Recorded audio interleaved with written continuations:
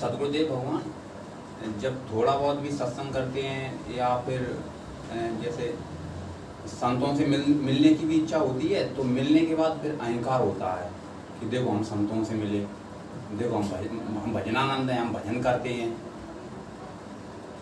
फिर ऐसा लगता है कि हम इनसे अच्छे हैं, जो नहीं करते उनसे हम अच्छे हैं, और फिर मैंने सुना इससे पतन भी हो जाता है।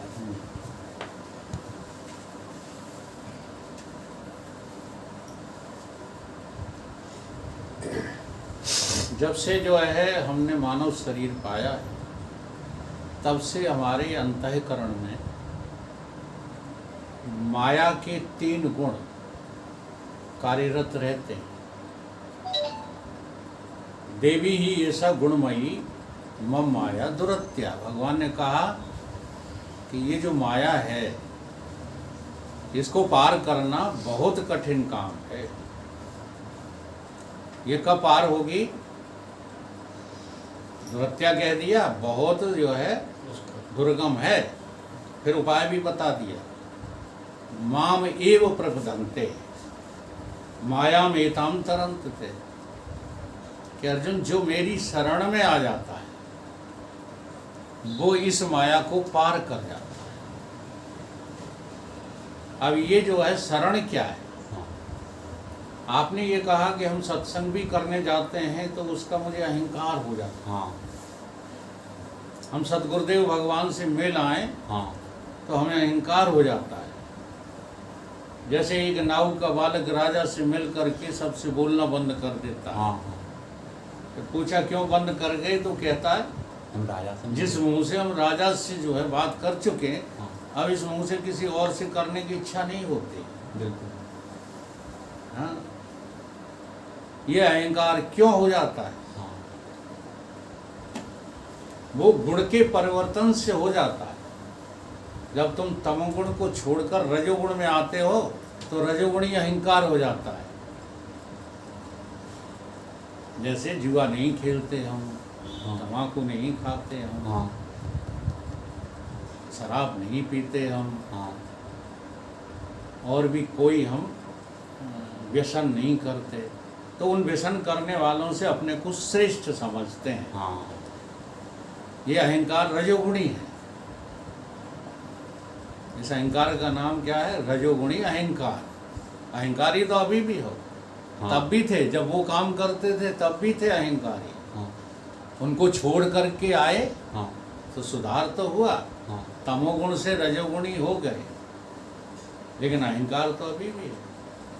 ऐसे ही सत्संग करने का, स्वाध्याय करने का, अपने को श्रेष्ठ मानने का अहंकार बना रहता है। इसका जो मूल कारण है वही आत्मा का अज्ञान। आत्मा का अज्ञान है, तब तक ये अहंकार मिटा नहीं सकते। जैसे अभी हमारे जो है प्रोफेसर साहब ने तमाम अहंकार की व्याख्या की। अहंकार, डमरुआ, मरुआ, ये तमाम शब्द उसके लिए कहे गए हैं। अहंकार नाम की कोई चीज़ है ही नहीं। अगर विचार करके तुम जो है ज्ञानमयी दृष्टि से देखो तो अहंकार कहीं ढूंढे मिलेगा नहीं। अहंकार का जन्म किससे हुआ? अज्ञान। बिंदु का जन्म किससे हुआ? अब तुम कहते हो बिंदु को सिंधु में मिलना पड़ेगा, हैं? स्वामी राम ने ये कहा, न मैं बंदा था न मैं खुदा था, न मैं बिंदु था न मैं सिंधु था, ये मुझे मालूम न था। अपनी ही जो है भूल से, हाँ, अपनी इल्लत से मैं जुदा था, ये मुझे मालूम न था। मालूम जब हुई, हाँ, सनम से मिलने की जो है विधि जब मुझे मालूम हुई, तो क्या पता चला मैं खुद ही पर्दा बना था, ये मुझे मालूम न था। मैं खुद ही तो भूल में हूँ। ये तुमको अभिमान इसलिए होता है कि तुम साधना की जो प्रक्रिया है वो ठीक से नहीं कर रहे, तुम्हारा लक्ष्य गलत है। तुम्हारा लक्ष्य परमात्मा को पाना है ही नहीं, इसलिए अभिमान होता है। अगर परमात्मा को पाना तुम अपना प्रयोजन बना लो, क्षमा करना, हाँ, तो अभिमान फिर हो ही नहीं सकता। जब तक परमात्मा नहीं मिलेगा तब तक तुम दीनहीन ही अपने को देखोगे, चाहे जितना ऊंचा काम कर लो। लेकिन अभी मेरा लक्ष्य क्या है? रजोगुणी होना है, सतोगुणी होना है, संसार में उन्नति करना है। अभी परमात्मा को पाना मेरा लक्ष्य ही नहीं बना है। इसलिए वेदांत प्रक्रिया सबसे पहले सिद्ध करती है प्रयोजन, विषय, संबंध और अधिकार। तो बंद कर दो। तुम्हारा प्रयोजन क्या है? संसार में आने का तुम्हारा प्रयोजन क्या है? परमात्मा को पाना। तुम्हारा विषय क्या है? अब देखो, मैंने बनाया नहीं प्रयोजन। मैंने तो जब से होश संभाला है तब से तो भोगों को भोगना ही प्रयोजन मान लिया। हाँ, तो ये प्रयोजन थोड़ी है मनुष्य का। अब मनुष्य का प्रयोजन ही सिद्ध नहीं कर पा रहे हो तो भगवान कैसे मिलेंगे? तो भजन खूब गाते, तूने आंगन नहीं बुहारा कैसे पाओगे भगवान, कैसे पाओगे? आंगन अपना बुहारते नहीं हो। लाख समझा रहे हैं शास्त्र, तुम प्रयोजन बदलते ही नहीं हो। चलो तुम तो बच्चे हो, बूढ़ों से पूछो, प्रयोजन बदल दिया? अभी भी संसार में सुख पाने की इच्छा बनी रहती है, बनी रहती है कि नहीं? हाँ, प्रयोजन बदलो। संसार में सुख नाम की चीज मिलेगी ही नहीं, है ही नहीं, मिलेगी कहाँ से? इसलिए मेरा प्रयोजन भगवत प्राप्ति होना चाहिए, तब साधना आगे बढ़ेगी, तब अभिमान नहीं होगा। चाहे जितने ऊंचे काम कर लेना, फिर तो आपको यही लगेगा कि मैं तो दीनहीन हूँ, मेरे पास है क्या?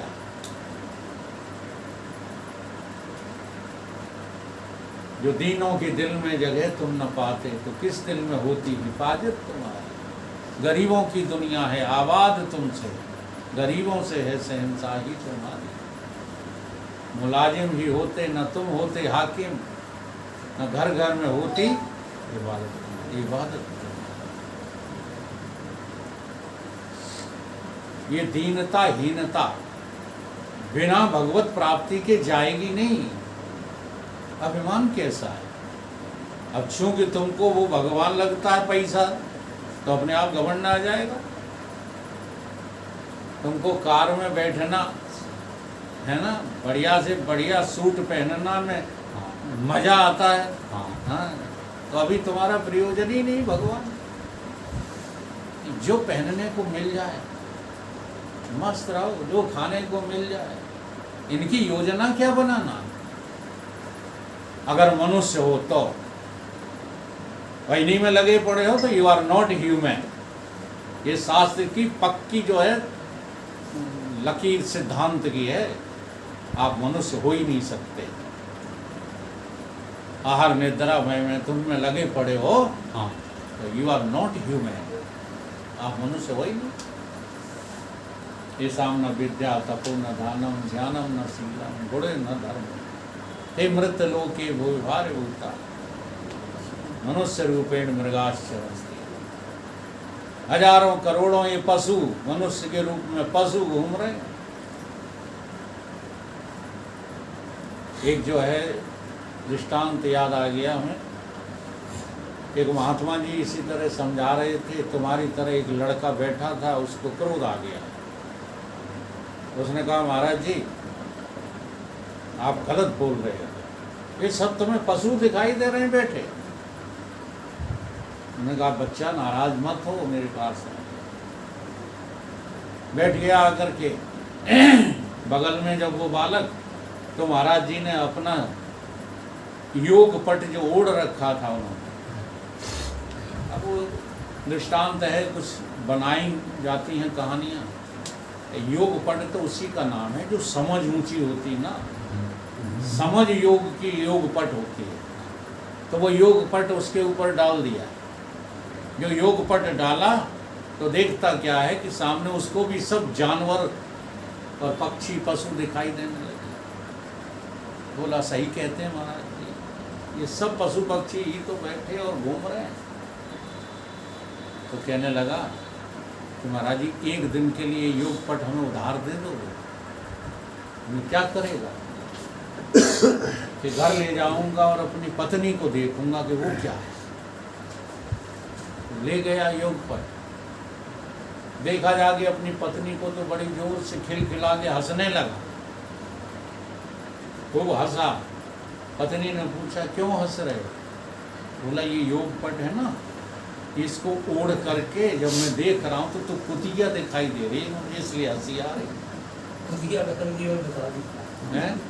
कुतिया शादी और बता दिया। हाँ, तो मैंने सारा जीवन ब्याह किससे रचा? कुतिया। तुम्हारा भी होने वाला है, होशियार रहना। तो पत्नी ने कहा जरा मुझे भी तो दो योग पट, मैं भी तो देखूं कि तुम कौन हो। जब उसने योग पट ओढ़ करके देखा तो वो बैल नजर आए। क्या नजर आए?